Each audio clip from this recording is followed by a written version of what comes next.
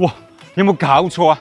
而家深圳前海單位零首期就可以上車，關鍵係咩啊？200零萬嘅總價，仲係精裝修，仲係送你全屋嘅家私電器，然後驗證嚟㗎，所以冇任何一個風險，真正可以實現得到拎包入住啊！喂，呢啲單位你買翻嚟唔住，攞嚟出租閒閒地都可以租到7000蚊一個月啊！